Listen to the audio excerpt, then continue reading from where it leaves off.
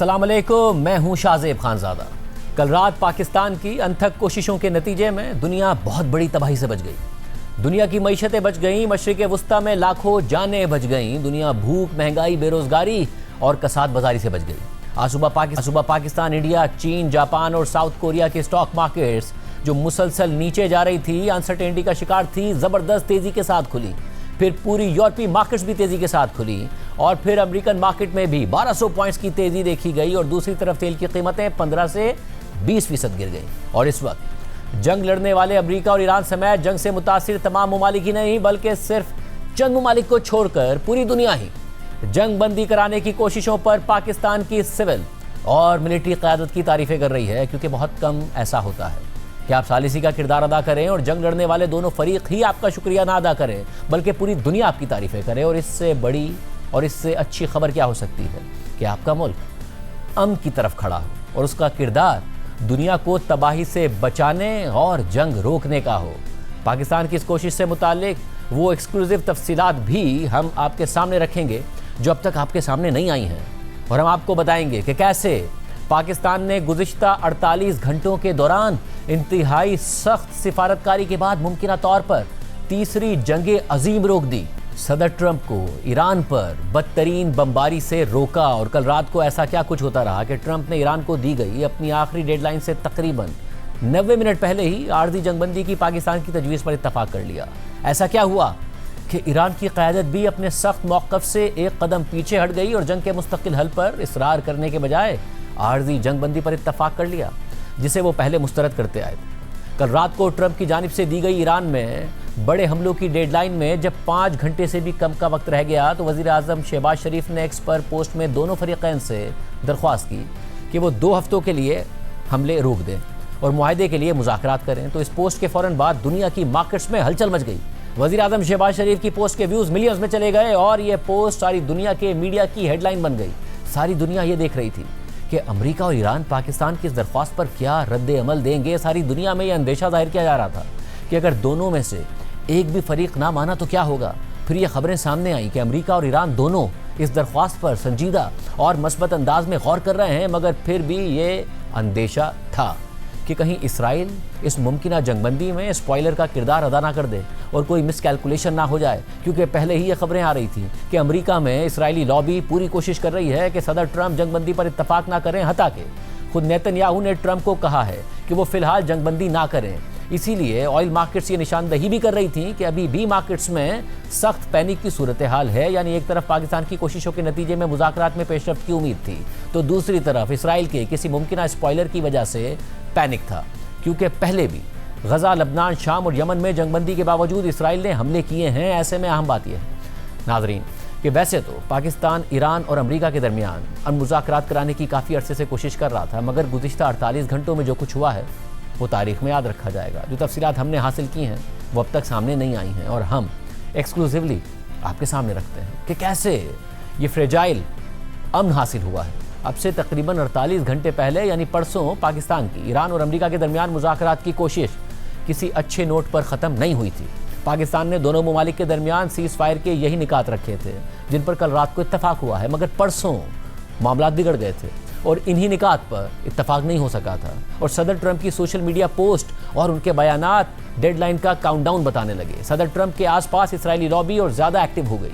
जो लोग Trump administration में जंग का खात्मा चाहते थे उन्होंने भी पाकिस्तान को ये कम्युनिकेट कर दिया कि अब अमन की उम्मीद दम तोड़ रही है। और फिर इसराइल ने मामलात को मज़ीद ख़राब करने के लिए ईरान के पेट्रोकेमिकल प्लांट्स पर हमला कर दिया और फिर ईरान ने जवाब में सऊदी अरब के पेट्रोकेमिकल प्लांट पर हमला कर दिया। और यहाँ पाकिस्तान मुश्किल में आ गया, क्योंकि इन तमाम मुज़ाकरात के दौरान पाकिस्तान ने ईरान से एक ही दरख्वास्त की थी और वो ये कि ईरान सऊदी अरब पर हमला ना करे, और सऊदी अरब ने भी एलानिया ये गारंटी दी थी कि वो अपनी सरजमीन ईरान के खिलाफ इस्तेमाल नहीं होने देगा। और इस जंग के दौरान मुतअद्दिद हमलों के बाद भी सऊदी अरब ने बहुत रिस्ट्रेंट का मुजाहरा किया, मगर कल सऊदी अरब ईरान के हमले पर इंतहाई गुस्से में था और पाकिस्तान ने ईरान से इस बात का इजहार भी किया कि हमने आपसे एक ही दरख्वास्त की थी, वो भी आपने नहीं मानी। सऊदी अरब से हमारे बहुत गहरे ताल्लुकात हैं, हमारा दिफाई मुआहदा है। अगर आप सऊदी अरब पर हमला करेंगे तो हम न्यूट्रल होकर सालिसी कैसे करेंगे, और अगर हम अमन कायम करने के लिए सालिसी नहीं करेंगे तो फिर कौन सीज़ फायर कराएगा और सदर ट्रंप को कौन अपनी डेडलाइन पर अमल करने और ईरान में तबाही फैलाने से रोकेगा। और नाजरीन, हमारे बावसूख ज़राए ने हमें बताया है कि यही वो मौका था कि जिस पर चीन की एंट्री होती है। चीन के पाकिस्तान के साथ साथ ईरान से भी गहरे ताल्लुकात हैं और जंग के दौरान भी चीन ईरान से पहले से ज़्यादा तेल खरीदता रहा और ख़ुद अमरीकी मीडिया के मुताबिक इस जंग के दौरान चीन ईरान की सैटेलाइट के जरिए मदद भी करता रहा और पाकिस्तान भी ईरान और अमरीका के दरमियान सालिसी के अमल में चीन को एतमाद में लेकर आगे बढ़ता रहा। पाकिस्तान के वज़ीर ख़ारजा इसाक डार ने चीन का दौरा भी किया, इसलिए चीन ईरान से बात करने के लिए आइडियल पोजीशन में था और फिर जब बात नहीं बन रही थी तो चीन ने मुदाखलत की और ईरान से बात की कि अगर मुज़ाकरात के अमल में से पाकिस्तान निकल गया तो कौन आपके और अमरीका के दरमियान मुज़ाकरात कराएगा, क्योंकि अरब ममालिक तो अमरीका के इत्तेहादी हैं और इस वक्त वो अरब ममालिक ईरानी बमबारी का शिकार होकर शदीद गुस्से में है।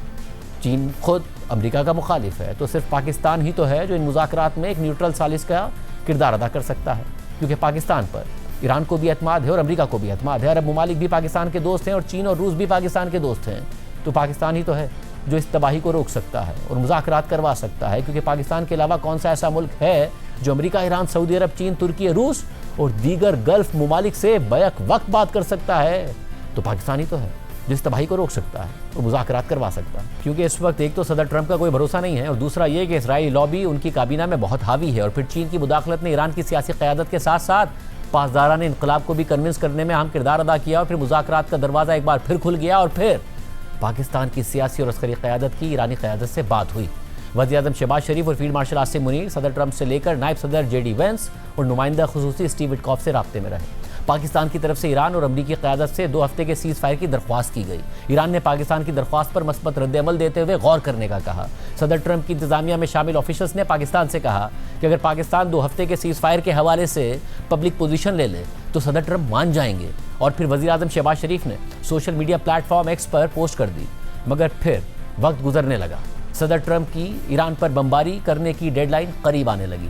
सदर ट्रंप ने अमरीकी मीडिया को कह दिया कि उन्हें अभी पाकिस्तान की तजवीज़ के हवाले से ब्रीफिंग नहीं मिली और वो अभी इस मामले पर ब्रीफिंग लेंगे और फिर ऐलान नहीं आया।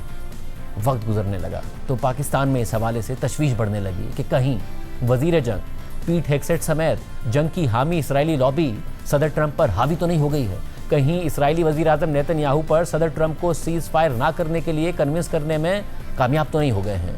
एक तरफ खुद अमरीकी इंतज़ामिया में स्टीव विटकॉफ पाकिस्तान को यकीन दहानी करा रहे थे तो दूसरी तरफ टाइम गुजरने के साथ साथ खदशात भी बढ़ते जा रहे थे। 2 घंटे से भी कम का वक्त रह गया था और पाकिस्तान दरमियान में खड़ा था, क्योंकि कल ही के दिन ईरान के सऊदी अरब पर हमलों के बाद वज़ीर-ए-आज़म पाकिस्तान की सऊदी क्राउन प्रिंस मोहम्मद बिन सलमान से बात हुई थी और पाकिस्तान ने उन्हें भी एतमाद में लिया था और फिर सदर ट्रंप की डेडलाइन ख़त्म होने में 100 मिनट रह गए और हमारी उस वक्त एक पाकिस्तानी ज़रिए से, पाकिस्तानी सोर्स से बात हुई जो कुछ देर पहले तक बहुत पुरुमीद थी कि दोनों तरफ से सीज़ फायर का ऐलान हो जाएगा, मगर उस वक्त वो फिक्रमंद हो गए थे कि कहीं कुछ देर बाद सदर ट्रंप अपनी धमकी पर अमल दरामद ना कर दें और ईरान के इंफ्रास्ट्रक्चर पर बदतरीन बमबारी ना कर दें। और फिर डेडलाइन से 90 मिनट पहले खबर आई कि अमरीकी और ईरानी क़यादत मान गई है और सदर ट्रंप ने डेडलाइन से तकरीबन 88 मिनट पहले पाकिस्तानी वक्त के मुताबिक सुबह 3:32 पर सोशल मीडिया पर सीज़ फायर का ऐलान कर दिया और अपनी पोस्ट का आगाज़ ही इस बात से किया कि वज़ीर-ए-आज़म शहबाज शरीफ और फील्ड मार्शल आसिम मुनीर से होने वाली गुफ्तगू की बुनियाद पर वो ईरान पर हमलों की अपनी डेडलाइन में 2 हफ्तों की तौसीह कर रहे हैं। और फिर सुबह 4:11 पर ईरानी वज़ीर ख़ारजा अब्बास इराक़ची ने भी सीज़ फायर का ऐलान कर दिया और अब्बास इराक़ची ने भी अपनी पोस्ट का आगाज़ वज़ीर-ए-आज़म शहबाज शरीफ और फील्ड मार्शल आसिम मुनीर का शुक्रिया अदा करते हुए किया। और फिर आज सदर ट्रंप ने खबर रसाई इदारे AFP को बताया कि मेरा ख्याल है कि चीन ने ईरान को सीज़ फायर के लिए राज़ी किया। अमरीकी सदर ट्रंप और ईरानी वज़ीर ख़ारजा अब्बास इराक़ची ने सोशल मीडिया पर अलग अलग पोस्ट में पाकिस्तान की तजवीज़ पर 2 हफ्तों की आर्जी जंगबंदी पर इत्तफाक का ऐलान किया। शहबाज शरीफ की ईरानी सदर मसूद पेज़ेश्कियान से टेलीफोनिक गुफ्तगू भी हुई और इस हवाले से वज़ीर-ए-आज़म ने एक्स पर पोस्ट करते हुए लिखा कि मैंने आज दोपहर में ईरान के सदर मसूद पेज़ेश्कियान के साथ एक अहम और मुफीद गुफ्तगू की है। इस दौरान मैंने पाकिस्तान की इस पेशकश को कबूल करने पर ईरानी क़यादत की दानिशमंदी और समझदारी को सराहा, जिसके तहत इस हफ्ते इस्लामाबाद में अमन मुज़ाकरात होंगे ताकि मिलकर खित्ते में अमन बहाल किया जा सके। शहबाज शरीफ ने मज़ीद लिखा कि सदर मसूद पेज़ेश्कियान ने इन मुज़ाकरात में शिरकत की तस्दीक की और पाकिस्तान की कोशिशों को सराहा, साथ ही पाकिस्तान के अवाम के लिए नए ख्वाहिशात का इज़हार किया। पाकिस्तान इस बात के लिए पुरज़म है कि वो अपने तमाम दोस्त ममालिक के साथ मिलकर खित्ते और दुनिया में अमन और इस्तेहकाम के लिए काम करता रहेगा।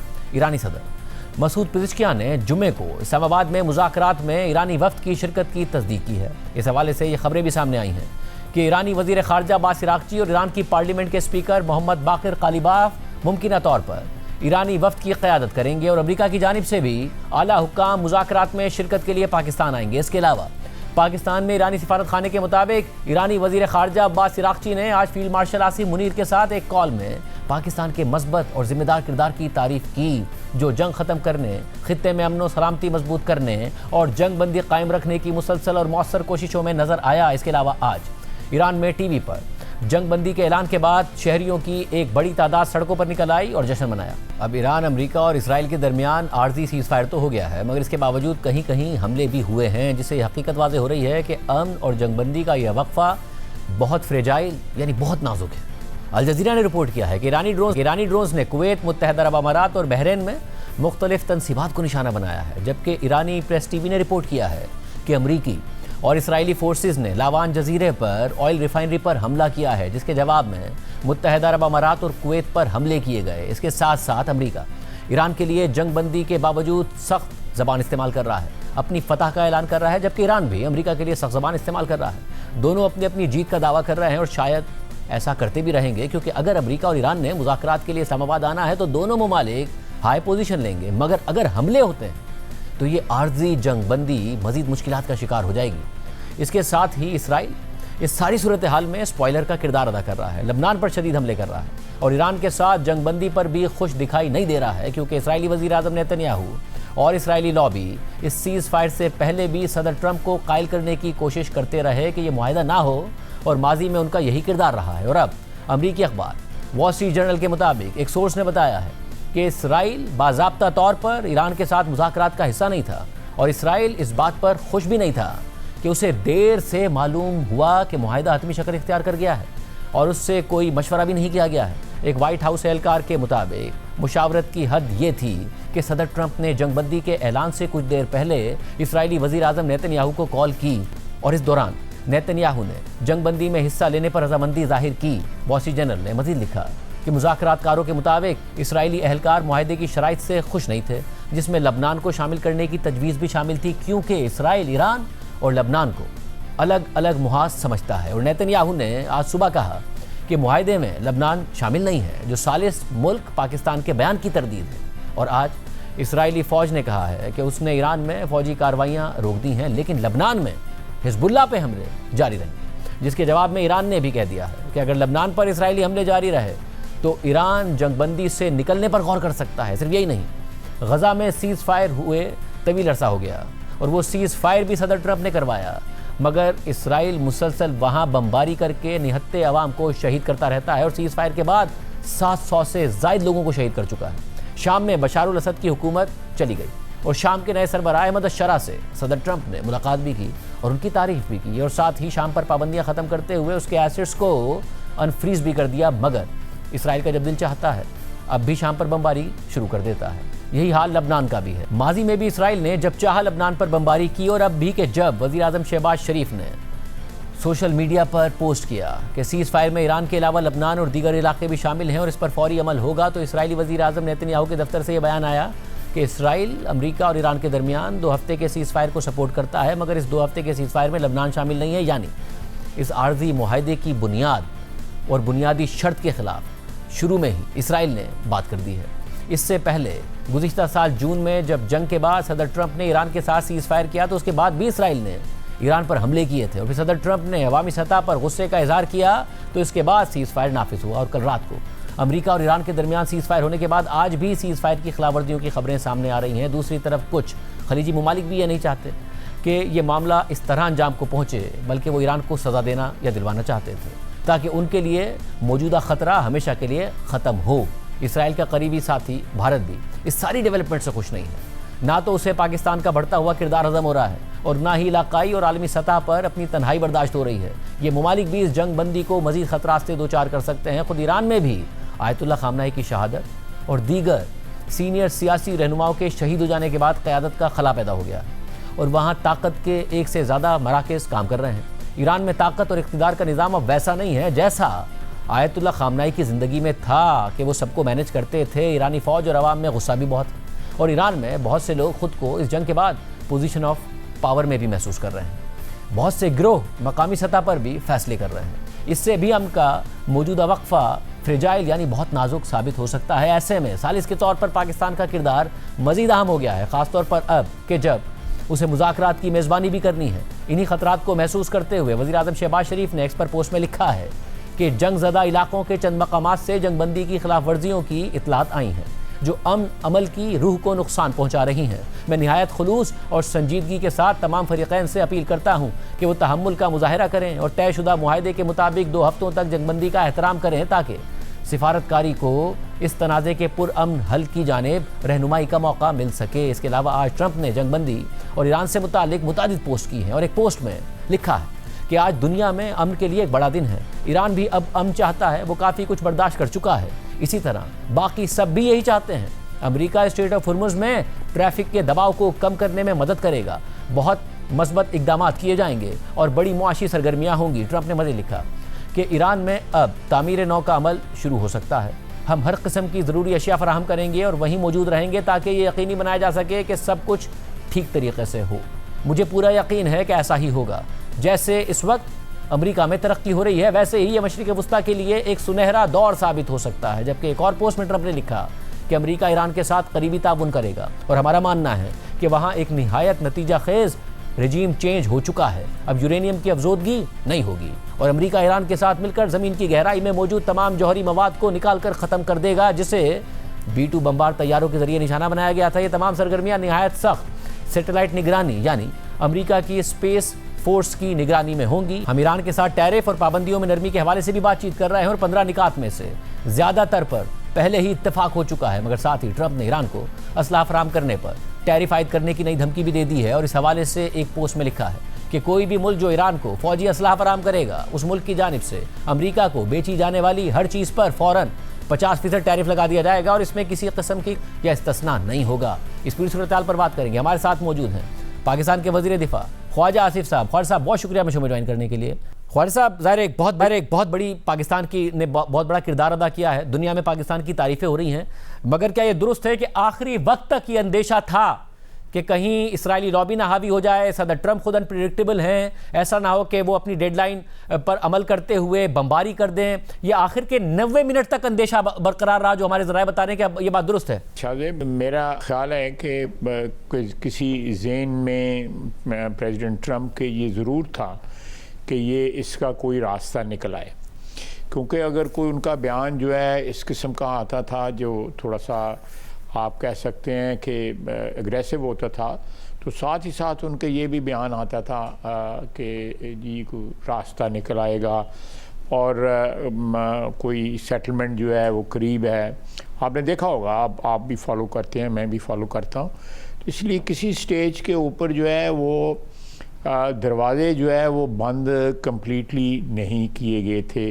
एक गुफ्तो शुनीद की और एक सुलह सफाई की जो है वो गुंजाइश ज़रूर रखी गई थी।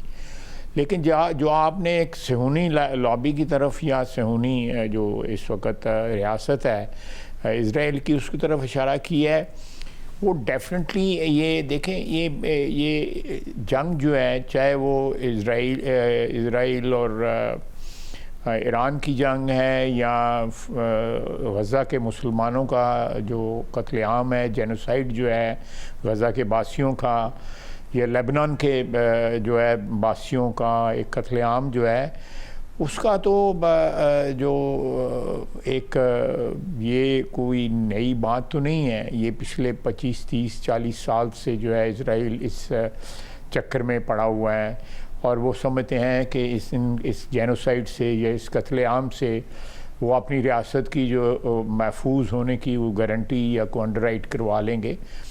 तारीख़ बताती है कि ये चीज़ें जो हैं ये काउंटर प्रोडक्टिव होती हैं और ये चीज़ें कभी भी कारआमद नहीं होती, ट्रांजैक्शनल होती हैं, मौके पे तो काम आ जाती हैं, लेकिन लॉन्ग टर्म में सॉल्यूशंस जो हैं वो डिप्लोमेसी से ही होते हैं, गुफ्तो शुनीद से ही होते हैं, एक दूसरे के हकूक़ जो है उनको तस्लीम करने से ही होते हैं। तो ये जो पाकिस्तान को जो अल्लाह ताला ने इज़्ज़त दी है और हमारी क़यादत ने जिस तरह ये अपना एक मुकाम बनाया है बैनुल-अक़वामी सफारतकारी में, और वो मैं समझता हूँ कि इसका कोई ना कोई नतीजा ज़रूर पॉजिटिव निकलेगा।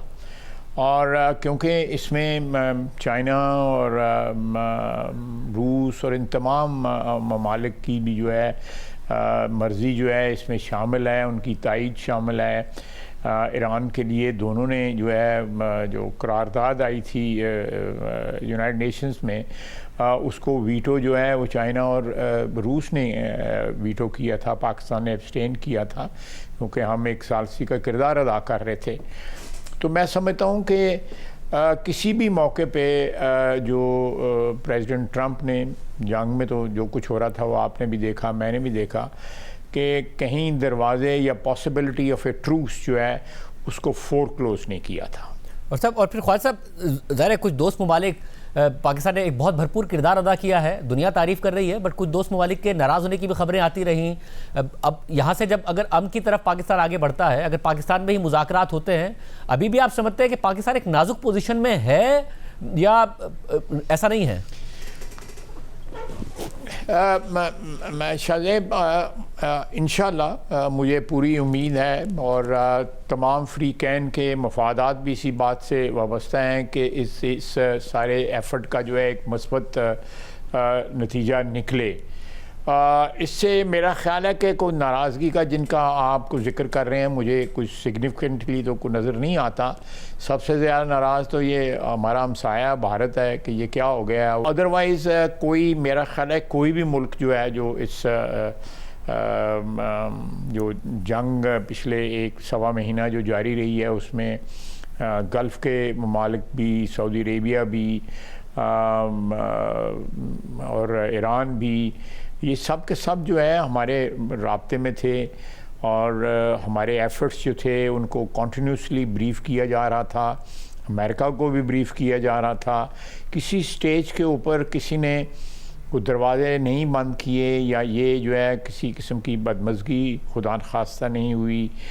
लोग जो है पाकिस्तान के इनिशिएटिव्स को जो है रिस्पॉन्ड करते रहे हैं, वेलकम करते रहे हैं। सोशल मीडिया जो है इस बात का गवाह है कि किसी भी स्टेज पे किसी मुल्क की तरफ से मुझे नहीं पता आप किस तरफ इशारा कर रहे हैं, किसी मुल्क से भी कोई देखें, 3 मुल्क जो है जो वाज़े तौर पे इस्लामी ममालिक में से जो जिन्होंने मुत्तहिदा अरब अमारात की तरफ इशारा कर रहा हूँ, उन्होंने $3.5 अरब कर्जा था, बाजी में उन्होंने बहुत मदद की है, पाकिस्तान के मुआशी मसाइल में भी मदद की है, हमारी रेमिटेंसेस भी वहाँ से आती हैं। कि ये खबरें आई कि वो खुश नहीं है, मुतमईन नहीं है, इसलिए उन्होंने पैसे हमसे वापस मांगे। नहीं, मेरा नहीं ख्याल जो हमारा ताल्लुक़ है बड़ा तारीख़ी और बड़ा मज़बूत और उसकी बुनियादें जो हैं बड़ी मज़बूत हैं यूएई के साथ जो है, और 2-3 नस्लों का उनके साथ ताल्लुक़ है। पाकिस्तान में जो भी हुकूमत आई है यूएई ने उनकी हर वक्त जो है पाकिस्तान की इमदाद की है। वहाँ पे इस वक्त 2 मिलियन के करीब पाकिस्तानी हैं जो बड़ी वैल्यूएबल कंट्रीब्यूशन कर रहे हैं अपनी रेमिटेंस के ज़रिए पाकिस्तान में। पाकिस्तानियों की वहाँ पे इन्वेस्टमेंट बड़ी है, आप अंदाज़ा नहीं लगा सकते कि पाकिस्तानियों की वहाँ पे रियल एस्टेट में कितनी इन्वेस्टमेंट है। मेरा ख़्याल है बाज़ लोग कहते हैं कि रशियंस के बाद सबसे ज़्यादा पाकिस्तानियों की इन्वेस्टमेंट है वहाँ पे। तो मैंने वहाँ पे 13 साल मुलाजमत की हुई है। मैं ज़ाती तौर पे मुझे इस बात का मैं I take lot of pride in it कि मैं वहाँ पे जो रॉयल फैमिली है मैं उनसे मेरा बड़ा पुराना तारुफ़ है और वो लोग बड़े हमेशा मेहरबानी करते रहे हैं। शेख ज़ायद मरहूम भी अल्लाह उनको जन्नत में जगह दे, शेख मोहम्मद बिन ज़ायद जो हैं उनके भाई जो हैं, शेख मोहम्मद बिन राशिद जो हैं दुबई के जो हुक्मरान जो हैं, वो हमेशा मेहरबानियाँ करते रहे हैं, इसमें कोई शक नहीं है। अगर कोई स्पेकुलेशन इस किस्म की है, अब मैच्योरिटी आई है, मैच्योरिटी पे हमने पे कर दिया है, ये पहले भी हम पेमेंट्स करते रहे हैं, बाकी मुल्कों को भी पेमेंट करते रहे हैं। और साहब सऊदी अरब के हवाले से बताइएगा कि और वो नहीं, और मैं एक फ़िक्रा ऐड करूँगा, और ये फिर अगर पेमेंट्स होती हैं तो यही पे जो रकूम जो होती हैं बाद में रिप्लेस भी हो जाती हैं। अगर आज पेमेंट हुई है 2-4 दिन के बाद, महीने 2 महीने के बाद फिर रिप्लेस हो जाती हैं। And we should always be seeking more investment in Pakistan instead of placements. तो ये बात ठीक है कि पाकिस्तान को अपने पैरों पर खड़ा होने की ज़रूरत है, बजाय इसके कि हम अपने दोस्त ममालिक से कह रहे हो कि आप एक साल के लिए अपने डिपॉजिट्स को जो है वो बढ़ा दें। मगर मुझे साथ में भी बताइएगा सऊदी अरब के हवाले से, कल ये मकाम भी आ गया कि एक तरफ पाकिस्तान सालिसी का किरदार अदा कर रहा था, दूसरी तरफ ईरान ने जब उनके पेट्रोकेमिकल कॉम्प्लेक्स पर हमला हुआ तो सऊदी अरब के पेट्रोकेमिकल कॉम्प्लेक्स पर हमला कर दिया। और ये खबर आई कि सऊदी अरब बहुत नाराज़ है क्योंकि उन्होंने पब्लिकली कमिट किया था कि हम अपनी सरजमीन नहीं इस्तेमाल होने देंगे ईरान के खिलाफ, और पाकिस्तान ने शटल डिप्लोमेसी की थी कि जिसके तहत दोनों ममालिक एक दूसरे पर हमले ना करें। तो क्या मुश्किल पोजीशन में था पाकिस्तान जब कल मजम्मत भी करनी पड़ी, फिर रात को सालिसी भी की और अमन भी कायम किया? मेरा ख्याल है कि ये जो मेरी जो असेसमेंट है, आपने जिस वाक़े का जिक्र किया है बिल्कुल ऑन रिकॉर्ड है वो वाक़या। उसमें सऊदी अरेबिया ने बड़ी नाराज़गी का इजहार किया और हमने भी, हम ऑन रिकॉर्ड है, हमने मजम्मत भी उसकी की। देखें, इस सारी जो नेगोशिएशंस थी या जो भी हमारी डिप्लोमेसी चलती रही है, we were actually walking on very thin ice. ये अल्लाह का करम है कि हम उस स्टेज से निकल आए हैं और सबका एतमाद जो है हमें हासिल है। उसमें सऊदी अरेबिया जो है और सरफ़हरिस्त है, गल्फ़ के मुल्क जो हैं सरफ़हरिस्त हैं। जो ईरान जो है, मैं पर्सनल आपको एक्सपीरियंस बताता हूँ कि ईरान का कॉन्फिडेंस जो है थ्रू आउट जो है पाकिस्तान में जो है 100% रहा है। इसी तरह गल्फ़ स्टेट्स का भी 100% रहा है। किसी का कॉन्फिडेंस पाकिस्तान में एक लम्हे के लिए मुतज़लज़ल नहीं हुआ। ये मीडिया पे आता रहा है, यू नो, ऑब्वियसली जब आप शटल डिप्लोमेसी कर रहे होते हैं, किसी में समझौता करा रहे होते हैं या कोई एक सालिस का करार कर दो, बाज़ औक़ात जो है आप ऐसी चीज़ कोई जो है डिमांड्स जो आती हैं अफ्रीकन की तरफ से, उनको आप वाटर डाउन भी करते हैं, उनको कम्प्लीटली भी एक्सेप्ट करते हैं, वाटर डाउन भी करते हैं, ताकि जो है कहीं पे एक कॉमन ग्राउंड जो है वो तलाश की जा सके। तो इस सिलसिले में जितनी भी स्पेकुलेशंस हुई हैं, मैं उन स्पेकुलेशंस के साथ जो है ना इत्तेफाक नहीं करता। किसी स्टेज पे पाकिस्तान का रिलेशनशिप किसी भी मुल्क के साथ, अपने भाइयों के साथ जो है वो एट स्टेक नहीं था। बिल्कुल उनकी मेहरबानियाँ हैं कि उन्होंने इज़्ज़त आबरू की, हमें सालिस माना, हमारे पे एतमाद का इजहार किया और कर रहे हैं और आइंदा भी इंशाअल्लाह ताला करेंगे। और ख्वाजा साहब, उम्मीद कितनी है हुकूमत पाकिस्तान को? पाकिस्तान के फील्ड मार्शल भी, वज़ीर आज़म भी जो है वो बाकायदा तौर पर इंगेज रहे इस सारे मामले में, ईरान की आला क़यादत से भी और अमेरिका की भी आला क़यादत से बात करते रहे, फिर दोस्त ममालिक की आला क़यादत से भी बात होती रही। कितनी उम्मीद है कि ये एक परमानेंट अमन की तरफ जाएगा? फ्रेजाइल मुआहिदा है, एक अमन इससे आ जाएगा परमानेंट जब मुज़ाकरात हो रहे होंगे? देखिए, मैं जो है एक गार्डेड किस्म का ऑप्टिमिज़म जो है उसका ज़रूर इजहार करूँगा कि कोई भी जब नेगोशिएशन स्टार्ट होती हैं तो उसमें लोग एक ओपन माइंड के साथ जो है, एक वसीउल कल्बी के साथ जो है वो एंटर करते हैं। और इसी तरह अब जो शिकस्त रेख्त हुई है पिछले सवा महीने में दोनों इतराफ़ पे, उसके बाद मैं समझता हूँ कि अगर कोई बदनीयती अगर किसी की हो सकती है तो इज़राइल की हो सकती है, क्योंकि इज़राइल चाहेगा कि कोई ऐसा डिस्ट्रक्टिव किस्म का खुदा न खास्ता इसका अंजाम इस सारे सिलसिले का निकले जिसमें वो जो है वो अपना शादियाने बजा सकते हैं।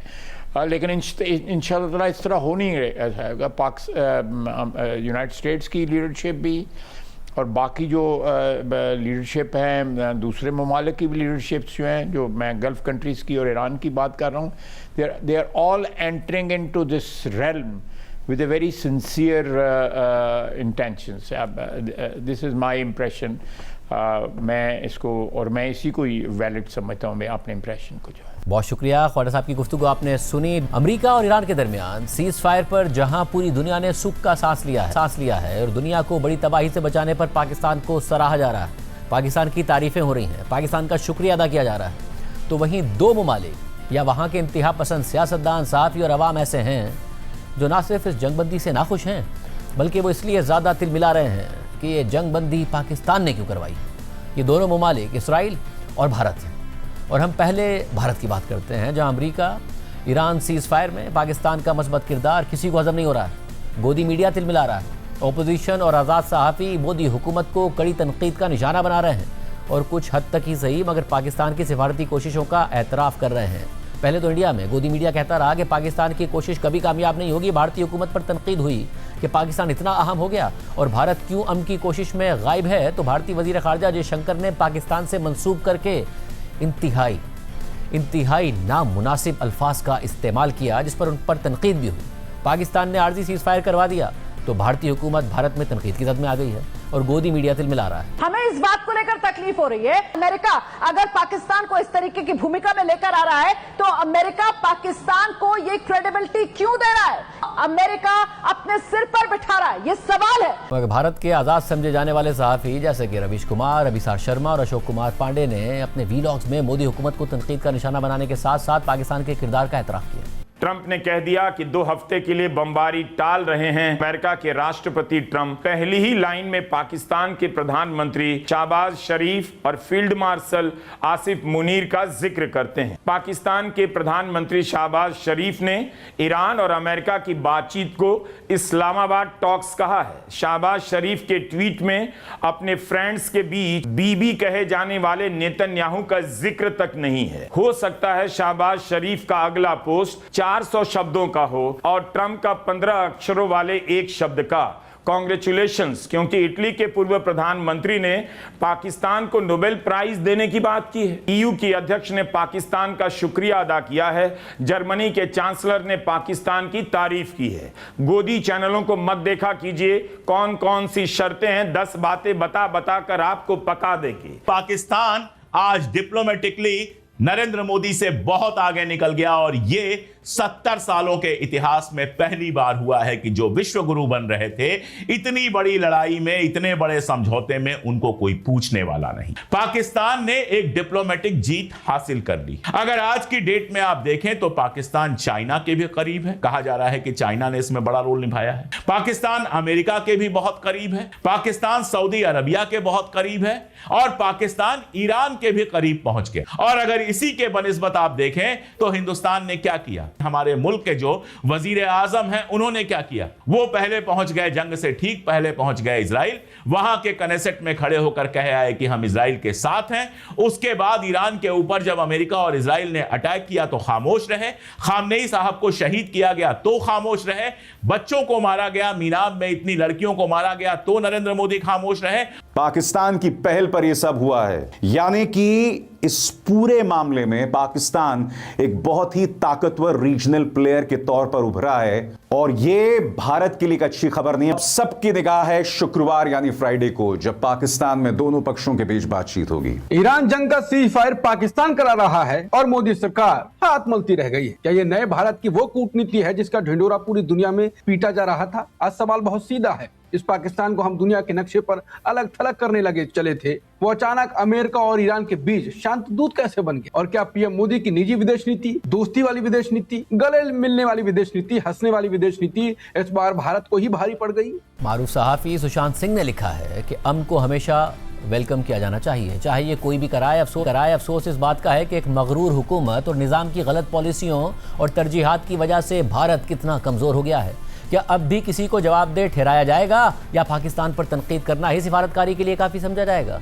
इसी तरह भारतीय सहाफ़ी राना अयूब ने लिखा है कि दुनिया पाकिस्तान की तारीफ़ें कर रही है क्योंकि पाकिस्तान ने एक ऐसी जंग को रोकने में किरदार अदा किया है जो एक बदतरीन तबाही को जन्म दे सकती थी। ट्रंप जो कल रात तक ईरानी तहजीब के खात्मे की बात कर रहे थे, अब अमन की ज़बान बोल रहे हैं। ये भारत के लिए एक संजीदा लम्हा है जिसे अब अपनी खारजा पॉलिसी पर काम करने की ज़रूरत है और दाखिली अनासिर को खुश करने के बजाय तवील मुद्दती अहदाफ के बारे में सोचना चाहिए। प्रोपेगेंडा फिल्में हमें इंतखाबात तो जितवा सकती हैं मगर आलमी सियासत में हमें वर्ल्ड लीडर का दर्जा नहीं दिला सकती। इसके अलावा मारूफ भारतीय दिफाई तज्ज़ियाकार प्रवीण साहनी ने वज़ीर आज़म शहबाज शरीफ की सीज़ फायर के ऐलान की पोस्ट को रीपोस्ट करते हुए लिखा कि गुड जॉब डन शहबाज शरीफ। मगर सिर्फ भारतीय मीडिया का ही नहीं बल्कि पाकिस्तान का यह गैर मामूली सिफारती किरदार भारतीय सियासत का मौजू भी बन गया है और मोदी हुकूमत को ताने दिए जा रहे हैं। अपोजिशन जमात कांग्रेस तनकीद कर रही है कि पाकिस्तान सीज़ फायर में मदद करता रहा जबकि खुद साख्ता आलमी लीडर मोदी गायब रहे। कांग्रेस रहनुमा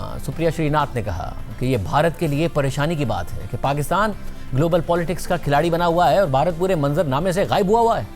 पूरा विश्व 2 हफ्ते के युद्ध विराम का स्वागत करता है। इस दुनिया को शांति चाहिए, युद्ध किसी भी चीज का समाधान नहीं है। लेकिन ईरान और अमेरिका के बीच में जो 2 हफ्ते का सीजफायर हुआ है, उसको लाने में पाकिस्तान ने जो रोल अदा किया है, वो हमारे लिए चिंता का विषय है। आज ग्लोबल पॉलिटिक्स का मुखिया बना, खिलाड़ी बना घूम रहा है और भारत इस पूरे मंच से गायब है। इसे एक मामूली घटना मानकर नजरअंदाज करना तो बेवकूफी होगी, मूर्खता होगी, क्योंकि ये कोई छोटी मोटी बात नहीं है। हिंदुस्तान जो सदियों से दुनिया की नैतिक धुरी, मॉरल कंपस रहा है, आज अलग थलग पड़ा हुआ है। हमने विश्व मंच पर जो स्ट्रेटेजिक जगह छोड़ी, उसे पाकिस्तान ने तेजी से कब्जा लिया। इतिहास नरेंद्र मोदी को कभी भी माफ नहीं करेगा, क्योंकि उन्होंने पाकिस्तान को भारत की कीमत पर ग्लोबल स्टेज पर एक रोल निभाने दिया। ये देश भी आपको माफ नहीं करेगा मोदी जी। आपके कॉम्प्रोमाइज होने का, आपके ब्लैकमेल किए जाने की कीमत हिंदुस्तान, हमारी साख, हमारी अस्मिता चुका रही है पाकिस्तान की कीमत पर। इसी तरह ऑपोजिशन की एक और जमात समाजवादी पार्टी के सरबराह अखिलेश यादव ने मोदी हुकूमत पर तनकीद करते हुए कहा कि बीजेपी ने हमारी खारजा पॉलिसी तबाह कर दी है। अगर ये जंग भारत रोकता तो भारत को आलमी लीडर माना जाता। भारतीय जनता पार्टी ने हमारी विदेश नीति चौपट कर दी है और एक बार को तो लग रहा था कि भारत विश्व गुरु होगा, लेकिन इधर देख रहे हैं कि पाकिस्तान अंतर्राष्ट्रीय स्तर पर संबंधों को, अपनी फॉरेन पॉलिसी को मजबूत कर रहा है। वहीं विदेश नीति में भारत कमजोर दिखाई दे रहा है। जो विश्व गुरु बनने का सपना था, वो भारत ने ये मौका चूक गए हैं। अगर ये युद्ध रोकने में भारत कामयाब हो जाता तो आज दुनिया में भारत का स्थान विश्व गुरु में माना जाता और रखा जाता। दूसरी तरफ इसराइल पाकिस्तान की सालिसी में होने वाली जंगबंदी से इसलिए खुश नहीं है क्योंकि जंगबंदी नहीं बल्कि जंग इसराइल के मफाद में थी। और इसराइल के वज़ीर-ए-आज़म नेतन्याहू चाहते थे कि अमेरिका इसराइल की खातिर इस जंग में अपना सब कुछ झोंक दे और ईरान में और तबाही फैलाए और नेतन्याहू को सियासी लाइफलाइन मिल जाए। मगर पाकिस्तान की कोशिशों से होने वाली जंगबंदी ने नेतन्याहू की ख्वाहिशात पर भी पानी फेर दिया। साथ ही इस जंगबंदी में इसराइल को ज़्यादा अहमियत भी नहीं दी गई। इसलिए जंगबंदी नेतन्याहू की सियासत को बाइस बन सकती है। इसराइल में नेतन्याहू के खिलाफ सियासी कैंपेन शुरू हो गई है। इसराइल के अपोजिशन लीडर याइर लैपिड ने अपने बयान में कहा कि हमारी पूरी तारीख में ऐसा सियासी डिजास्टर नहीं हुआ जो आज हो गया है। जब हमारी कौमी सलामती के बुनियादी मामलात पर फैसले किए जा रहे थे तो इसराइल टेबल पर मौजूद ही नहीं था।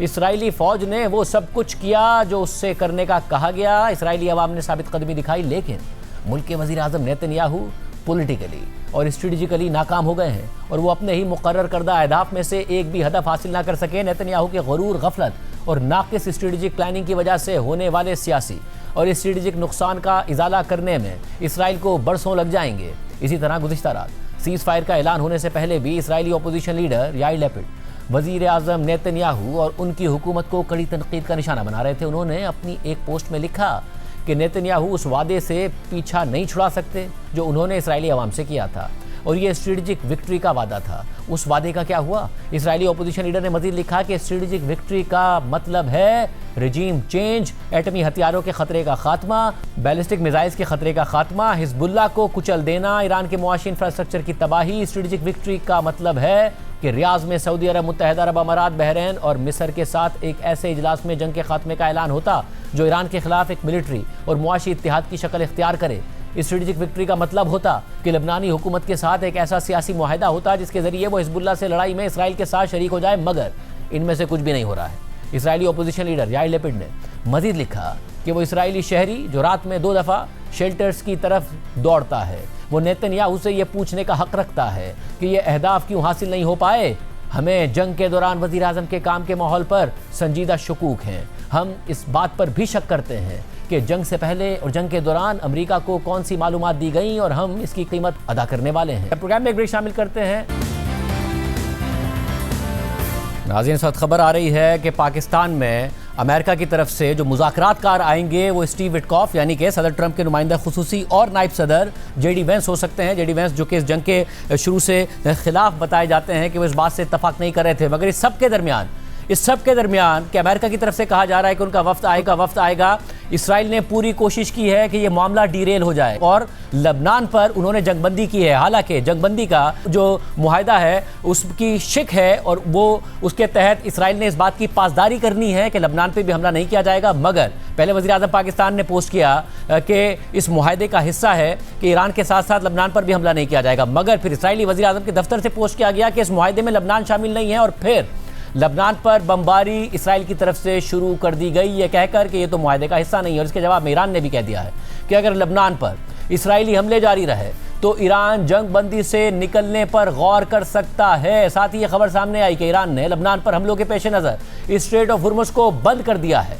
और अमरीकी खबर एजेंसी एसोसिएटेड प्रेस ने भी ईरानी मीडिया का हवाला देकर यह खबर शाया की है। इस सूरत हाल में पाकिस्तान की कोशिशों से यह कायम फ्रेजाइल अमन पहले दिन खदशात का शिकार हो गया और फिर खबरें सामने आने लगी कि फिर ईरान और अमेरिका के पाकिस्तान के में मुज़ाकरात होंगे या नहीं होंगे। फिर हमें हमारे ज़राए ने बताया कि पाकिस्तान ने दोबारा मुदाखलत की और पिछले 3 से 4 घंटों में वापस सिफारतकारी की ताकि कहीं ये अमल डीरेल ना हो जाए, कहीं आर्जी सीज़ फायर के बाद जो अमेरिका और ईरान के वफ्द ने मुज़ाकरात के लिए पाकिस्तान में बैठना है ये मामला टल ना जाए। और उसके बाद पाकिस्तान को यकीन दहानी कराई गई और हमारे जो ज़राए हैं वो ये बता रहे हैं कि जो उन्होंने हमें बताया कि सो फार सो गुड ऑन ट्रैक, यानी कि इस वक्त भी मामला ऑन ट्रैक है, यानी अभी तक ऐसा नहीं हुआ है कि इसराइल ने जो लबनान पे बमबारी की है जिसके जवाब में स्ट्रेट ऑफ हुर्मुज़ को बंद करने की खबर आई है उसके नतीजे में ये मुज़ाकरात डीरेल हो जाएं। साथ ही हम आपको बताते चलें कि अब्बास इराक़ची ने सोशल मीडिया पे पोस्ट किया है और लिखा है कि ईरान यूएस का जो सीज़ फायर है उसके टर्म्स बहुत क्लियर हैं,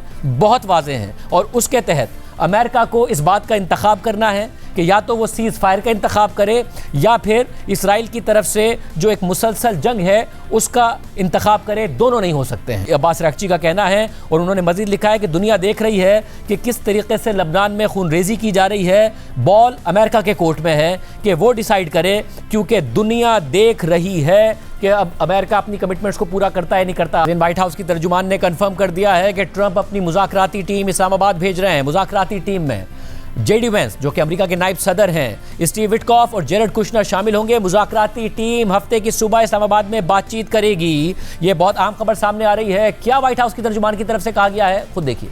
I can announce that the president is dispatching his negotiating team, led by the Vice President of the United States, J.D. Vance, Special Envoy Witkoff, and Mr. Kushner to Islamabad for talks this weekend. The first round of those talks will take place on Saturday morning local time, and we know we look forward to those in-person meetings.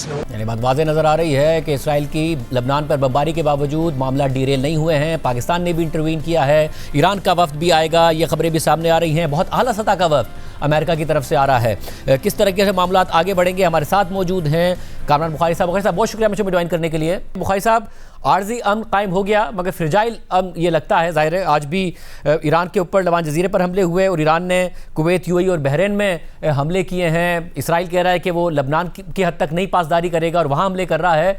आपको लग रहा है कि ये रह पाएगी seize fire और आगे बढ़ पाएगा मामला?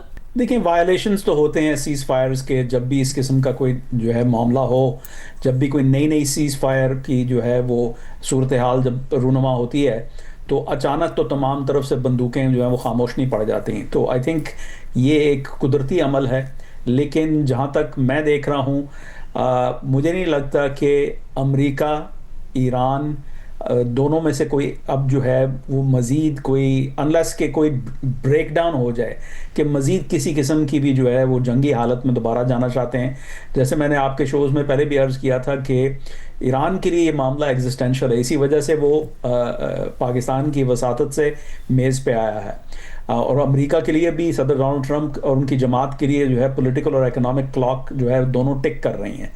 तो आई मीन यानी 100% या एब्सोल्यूट टर्म्स में तो किसी चीज़ की भी पेशन कोई नहीं की जा सकती, लेकिन मजमूई तौर पे जहाँ तक मैं देख रहा हूँ तो मुझे लगता है कि ये मामला आगे बढ़ेगा। और साहब, और आप इसलिए भी कि दोनों ममालिक के लिए अगर जो जंग के मामलात भी देखे जाएं कि ये अब इससे आगे जंग बढ़ाना, चाहे वो ईरान हो या अमेरिका हो, दोनों के फ़ायदे में नहीं है। जी, दोनों के फ़ायदे में नहीं है, लेकिन यहाँ पे जो है सुनने और देखने वालों को मैं ये समझाना चाहूँगा कि दोनों बराबर नहीं हैं। ईरान जो है वो बहुत कमज़ोर रियासत है और वो इस जंग से पहले ही बहुत ज़्यादा कमज़ोर थी, माशरती तौर पे, सियासी तौर पे। तो वो और फिर जंग के बाद तो बहुत ही ज़्यादा जो है तबाही हुई। देखें तकरीबन 12,000 मिनिमम जो है ना एयर स्ट्राइक्स हुई हैं। तो उस डैमेज का, बैटल डैमेज असेसमेंट का दादो शुमार तो अब आएगा आने वाले दिनों में, लेकिन अस्यूम यही किया जा सकता है कि उनको खासा नुकसान हुआ है। तो रजीम ये नहीं चाहेगी कि वो जो है इसको मज़ीद आगे बढ़े, क्योंकि इसके बाद जैसे कि सदर डोनाल्ड ट्रंप ने धमकी दी थी कि वो ये पावर प्लांट्स और इंफ्रास्ट्रक्चर के जो दीगर और यानी ब्रिजेस और रोड्स, रेलवेज वगैरह को टारगेट करेंगे, वो ईरान नहीं चाहता और ना ही उसके पास उसका कोई तदारक है। तो ये ईरान की मजबूरी है। अमेरिका की मजबूरी ये है कि तेल की कीमत जो है बहुत ज़्यादा बढ़ गई है।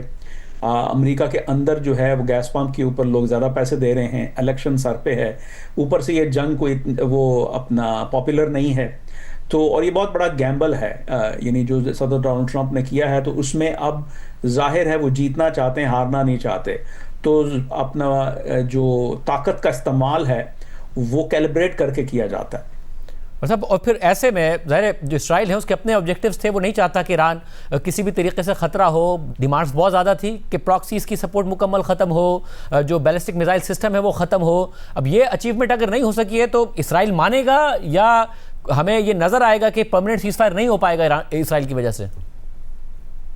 देखें, इसमें एक चीज़ समझने की ज़रूरत है कि जो चीज़ें अभी सामने आ रही हैं ना, यानी 15 नुकात का जो फार्मूला अमेरिका ने दिया और फिर 10 नुकात का जो जवाब आया ईरान की तरफ से, तो ये तो इब्तदाई मराहिल है ना। तो जो बेसिक मोटी मोटी बातें हैं उन पे तो एक इत्तफाक राय हो चुका है, लेकिन उनकी डिटेल्स वर्क करना, आउट करना बड़ी जो है ना वो ज़रूरी है। अब जैसे प्रॉक्सीज़ की बात है, तो प्रॉक्सीज़ में अमेरिका ये कह रहा है कि भाई आप अपने प्रॉक्सीज़ को असला ना दें, आप उनको बल्कि डिसआर्म करें। हम चाहते हैं कि आपका अगर असर रसूख है हिजबुल्लाह पे, हूतीज़ के ऊपर, दूसरे तीसरों के ऊपर, तो वो ये जो नॉन स्टेट एक्टर मिलिटेंसी का जो कारोबार है इसको ख़त्म करें। आपके ज़ाहिर ताल्लुकात रहेंगे, आप उनको सियासी तौर पे, इक़्तिसादी तौर पे ताल्लुकात रखें, लेकिन ये जो अपना जो रीजन के अंदर आपने एक वो मिलिटेंसी का जाल फैला रखा है उसको ख़त्म करें। इसी तरीके से बैलिस्टिक मिसाइल्स हैं, ज़ीरो तो कभी भी बात नहीं हुई थी कि बैलिस्टिक मिसाइल ज़ीरो हों।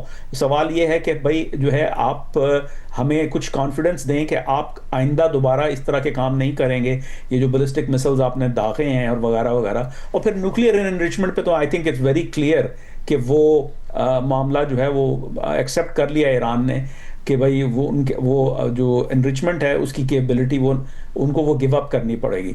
तो देखें ये सारी चीज़ें अभी अनफोल्ड होनी है। तो अभी कहना कि भाई जो इस वक्त मौजूदा सूरत हाल है उसमें इजराइल का क्या जो है ना रवैया होगा, वो कहना कुछ कबल अज़ वक्त है। लेकिन ये बात बिल्कुल दुरुस्त है कि अमेरिका और इजराइल के जो अहदाफ हैं वो बराबर नहीं हैं, वो कन्वर्ज करते हैं लेकिन डिवर्ज भी करते हैं। बहुत शुक्रिया राजेंद्र, आज के प्रोग्राम में इतना। अल्लाह हाफ़िज़।